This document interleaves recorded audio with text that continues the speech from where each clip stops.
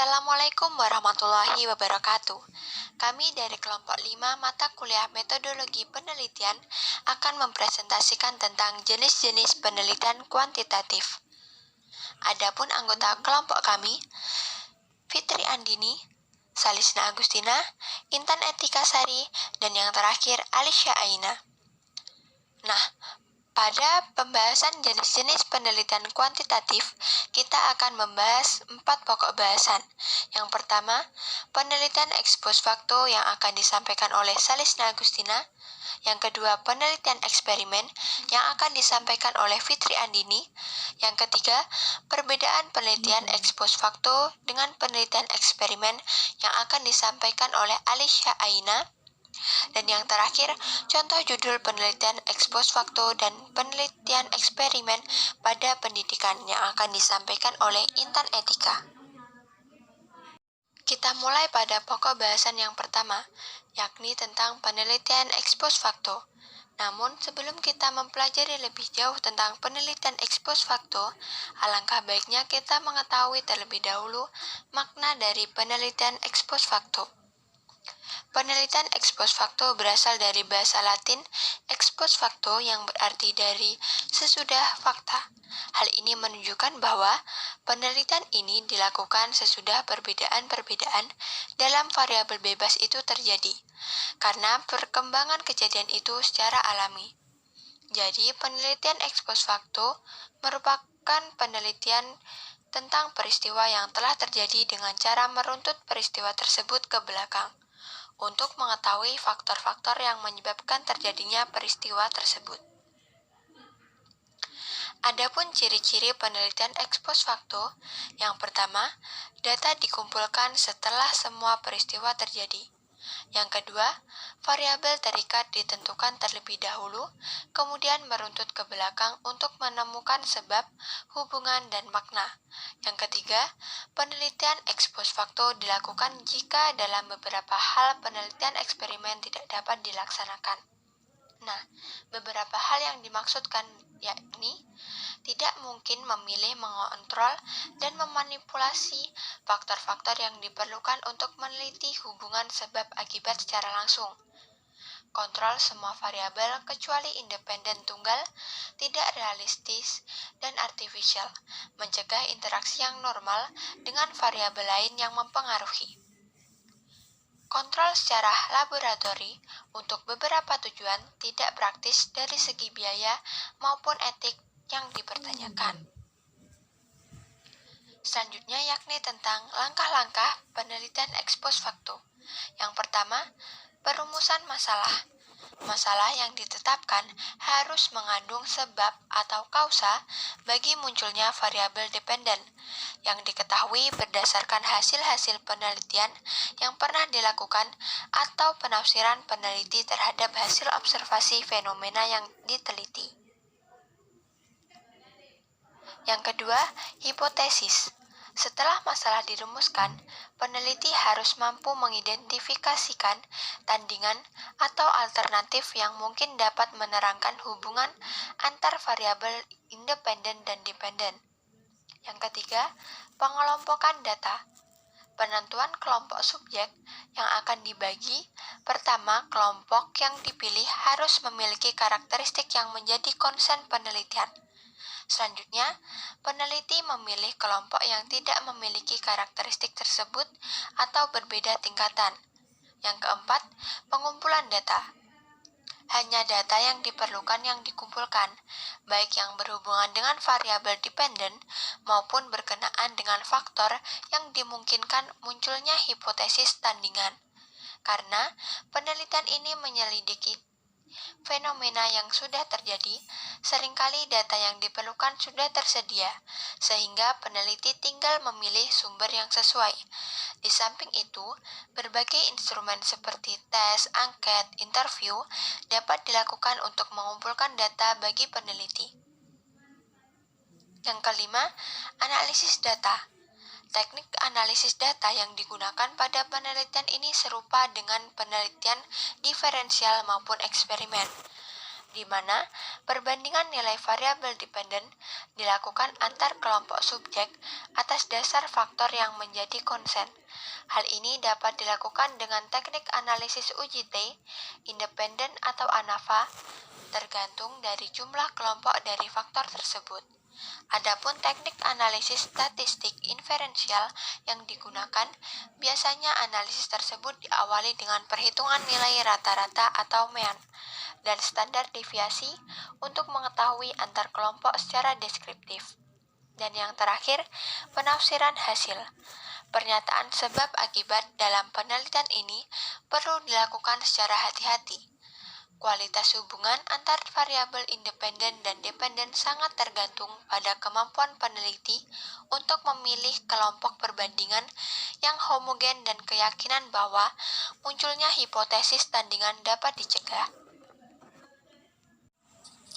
Materi selanjutnya yaitu penelitian eksperimen. Pengertian eksperimen.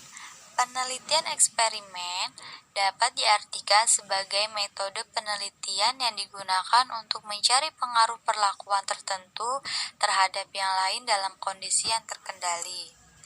Ciri-ciri penelitian eksperimen dibagi menjadi 3, yaitu variabel bebas yang dimanipulasi, variabel lain yang berpengaruh dikontrol agar tetap konstan, dan observasi langsung oleh peneliti.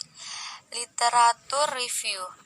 Theory 1 is the closest planet to the Sun and the smallest one in the solar system. Theory 2, Venus has a beautiful name and is second planet from the Sun. Model penelitian eksperimen. Yang pertama, one group post-test only design.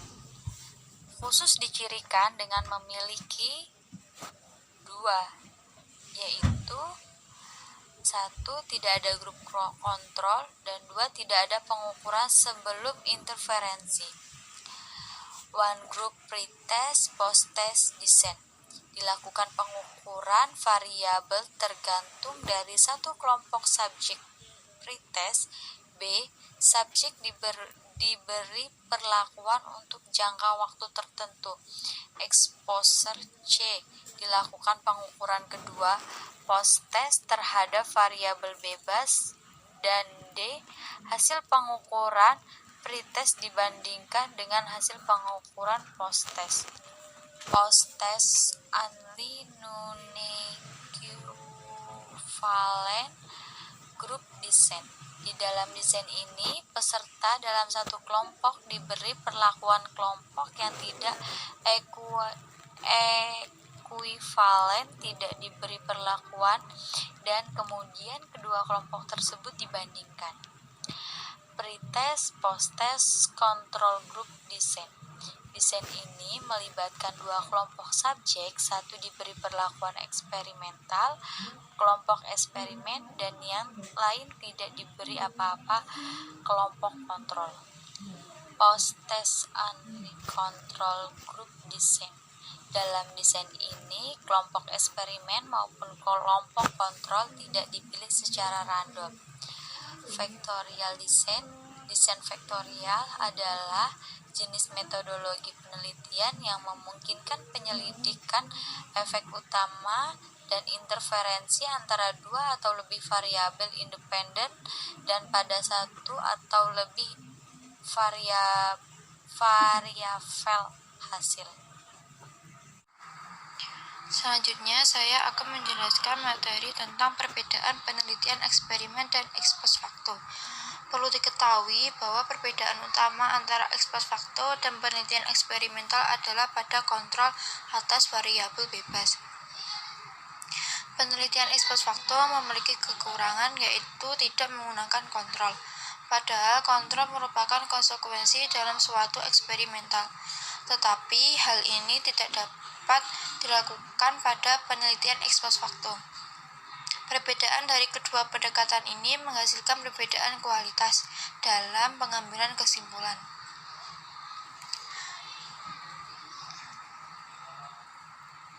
Kemungkinan bahwa P berhubungan dengan X adalah terlalu tinggi dalam suatu pendekatan eksperimental dibandingkan dengan X plus waktu, sebab kontrol dari P adalah lebih tinggi pada pendekatan eksperimental dibanding dengan X plus waktu.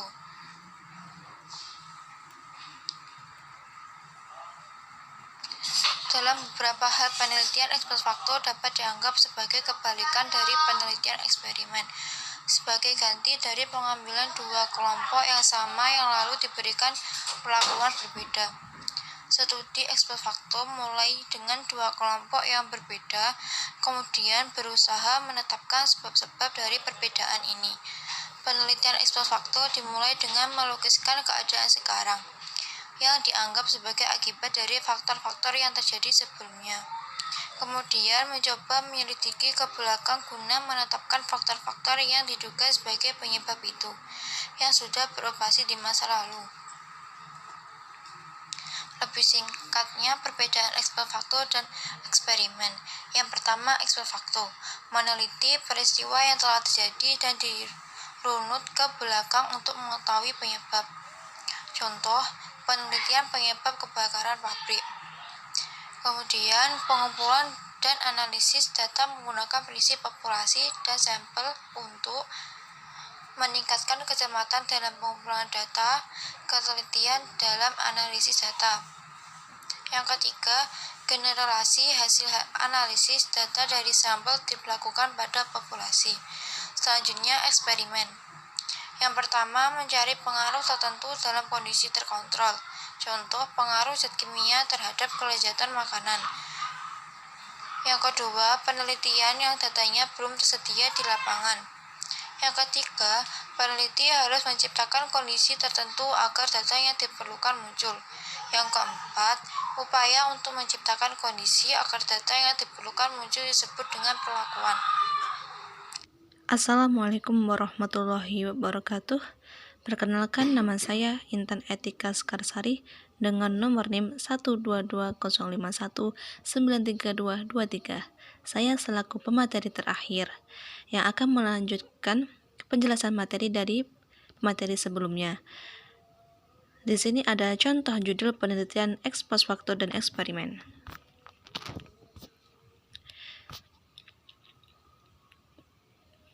Contoh judulnya yaitu efektivitas permainan konstruktif aktif untuk meningkatkan kemampuan membaca siswa kelas 2 sekolah dasar. Penelitian ini bertujuan untuk mengetahui efektivitas permainan konstruktif aktif untuk meningkatkan kemampuan membaca siswa kelas 2 sekolah dasar. Selain itu ada dua variabel, yaitu variabel terkait dan variabel bebas. Variabel terkaitnya yaitu kemampuan membaca siswa, dan variabel bebasnya yaitu efektivitas permainan konstruktif aktif. Selanjutnya, metode yang digunakan yaitu 1. Subjek penelitiannya yaitu siswa kelas 2 dari SDN 1 Johor dengan pengambilan sampel, purposive sampling dan random sampling. Instrumennya tes kemampuan membaca atau metode permainan konstruktif aktif. Analisis datanya ANCOVA. Contoh judul yang selanjutnya yaitu pengaruh kondisi ekonomi orang tua terhadap motivasi belajar pada siswa sekolah dasar. Penelitian ini bertujuan untuk mengetahui pengaruh kondisi ekonomi orang tua terhadap motivasi belajar siswa SDN 3 Mangaran, Kecamatan Mangaran, Kabupaten Situbondo. Variabel terkaitnya yaitu motivasi belajar, dan sedangkan variabel bebasnya yaitu kondisi ekonomi orang tua. Metodenya 1. Subjek penelitiannya yaitu seluruh siswa SDN 3 Mangaran, Kecamatan Mangaran, Kabupaten Situbondo. Pengambilan sampelnya dengan cluster sampling. Instrumennya dengan angket. Analisis data, uji regresi linear. Sekian penjelasan materi dari kelompok kami. Ada kurang lebihnya kami mohon maaf yang sebesar-besarnya. Akhirul kalam, wassalamualaikum warahmatullahi wabarakatuh.